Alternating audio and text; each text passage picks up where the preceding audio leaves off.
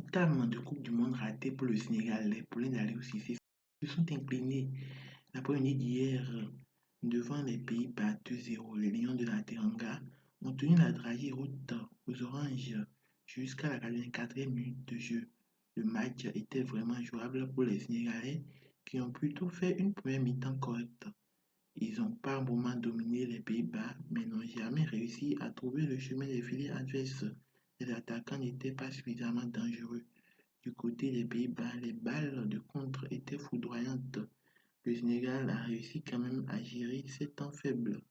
En deuxième mi-temps, ils ont essayé de vite tuer le match. À la 73e minute de jeu, Idrissa Gana Gueye, servi par Ismaïla Sarr, place une puissante frappe sur laquelle Norbert est à la parade.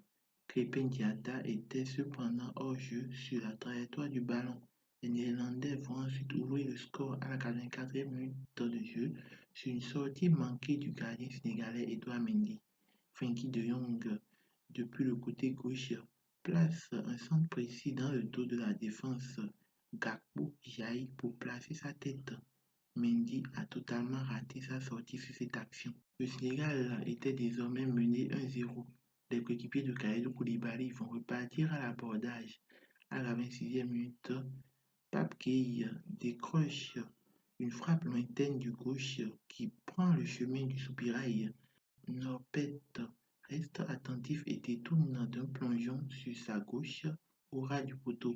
Les Lions de la Teranga encaisseront un second but dans le temps additionnel, plus précisément à la 99e minute de jeu, sur un contre néerlandais. Depay fixe Koulibaly et enroule une frappe de gauche. Edouard Mendy repousse mal la balle.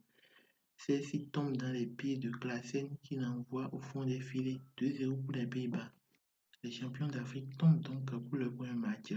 Ils auront quand même le temps de se rattraper face au Qatar et à l'Équateur, mais la tâche ne sera pas aisée pour les Lions de la Teranga, surtout face à l'Équateur qui est une très bonne équipe. On croise les doigts pour les champions d'Afrique. Vraiment, Sadio Mané a manqué à cette équipe hier soir.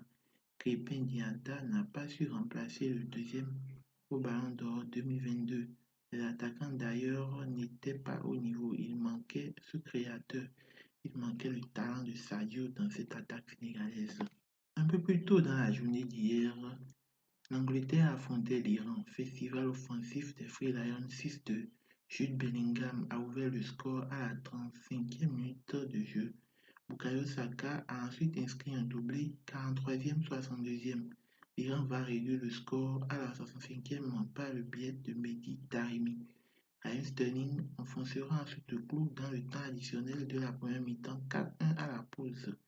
En deuxième période, Marcus Rashford et Jack Grealish vont porter le score à 6-1 avant que Mehdi Taremi ne réduise à nouveau le score en fin de partie dans le temps additionnel sur penalty.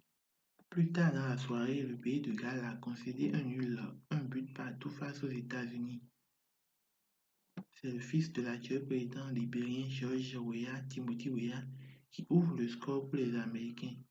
Après une bonne percussion dans l'axe, le capitaine de la team USA, Christian Pulisic, distille une merveille de passe en profondeur pour un Timothy Weah, auteur d'un appel tranchant.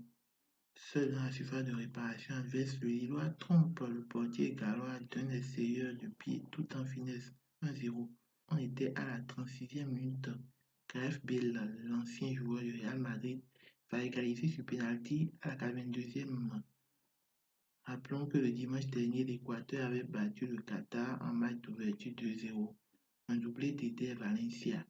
Amis sportifs, on se retrouve demain pour un autre point. Ciao, ciao.